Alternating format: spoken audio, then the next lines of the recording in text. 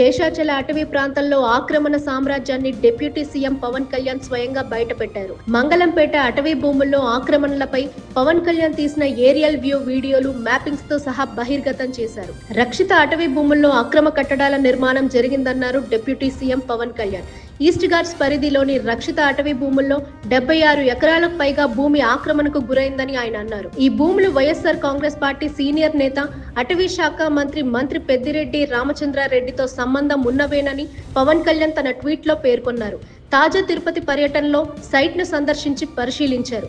ఈ ఆక్రమణపై సమగ్ర నివేదికను ముఖ్యమంత్రి సిబిఎన్ కు సమర్పించారు పవన్. ఇక ప్రతి వ్యక్తి ఆక్రమణ విస్తీర్ణం, కేసుల స్టేటస్ వివరాలను అటవీ శాఖ వెబ్సైట్ లో బహిర్గతం చేయాలని పవన్ కళ్యాణ్ కీలక ఆదేశాలు జారీ చేశారు. నకిలీ వెబ్లాండ్ రికార్డులు, తప్పుడు వారసత్వ హక్కులపై ప్రత్యేక విచారణకు ఆదేశాలు ఇచ్చారు.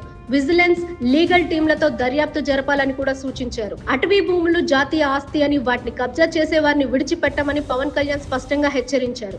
అటవీ వన్యప్రాణి ప్రాంతాలపై దండయాత్ర చేసిన వారికి కఠిన చర్యలు తప్పవని ప్రకటించారు AP deputy CM Pavan Kalyan. అటవీ భూములు జాతీయ ఆస్తి అని, వాటిని ఆక్రమించేవారు, దుర్వినియోగం చేసేవారు లేదా అడవి చట్టాలను ఉల్లంఘించే ఎవరైనా కఠినంగా జవాబుదారులు అవుతారన్నారు పవన్. రక్షిత అడవి భూములు, వన్యప్రాణి సంరక్షణ ప్రాంతాల ఆక్రమణకు ప్రభుత్వం సహించదని డిప్యూటీ సీఎం పవన్ కళ్యాణ్ స్పష్టంగా చెప్పారు. శేషాచల అటవీ ప్రాంతంలో ఆక్రమణ సామ్రాజ్యాన్ని డిప్యూటీ సీఎం పవన్ కళ్యాణ్ స్వయంగా బయటపెట్టారు. మంగళంపేట అటవీ భూముల్లో ఆక్రమణలపై పవన్ కళ్యాణ్ తీసిన ఏరియల్ వ్యూ వీడియోలు, మ్యాపింగ్స్ తో సహా బహిర్గతం చేశారు. రక్షిత అటవీ భూముల్లో అక్రమ కట్టడాల నిర్మాణం జరిగిందన్నారు డిప్యూటీ సీఎం పవన్ కళ్యాణ్.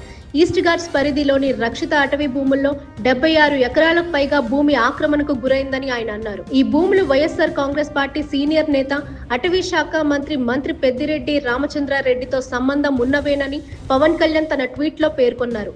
తాజా తిరుపతి పర్యటనలో సైట్ ను సందర్శించి పరిశీలించారు. ఈ ఆక్రమణపై సమగ్ర నివేదికను ముఖ్యమంత్రి సిబిఎన్ కు సమర్పించారు పవన్. ఇక ప్రతి వ్యక్తి ఆక్రమణ విస్తీర్ణం, కేసుల స్టేటస్ వివరాలను అటవీ శాఖ వెబ్సైట్ లో బహిర్గతం చేయాలని పవన్ కళ్యాణ్ కీలక ఆదేశాలు జారీ చేశారు.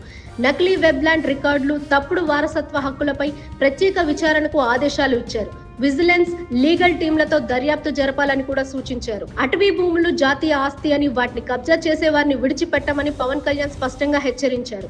అటవీ వన్యప్రాణి ప్రాంతాలపై దండయాత్ర చేసిన వారికి కఠిన చర్యలు తప్పవని ప్రకటించారు AP deputy CM Pavan Kalyan. అటవీ భూములు జాతీయ ఆస్తి అని, వాటిని ఆక్రమించేవారు, దుర్వినియోగం చేసేవారు లేదా అడవి చట్టాలను ఉల్లంఘించే ఎవరైనా కఠినంగా జవాబుదారులు అవుతారన్నారు పవన్. రక్షిత అడవి భూములు, వన్యప్రాణి సంరక్షణ ప్రాంతాల ఆక్రమణకు ప్రభుత్వం సహించదని డిప్యూటీ సీఎం పవన్ కళ్యాణ్ స్పష్టంగా చెప్పారు.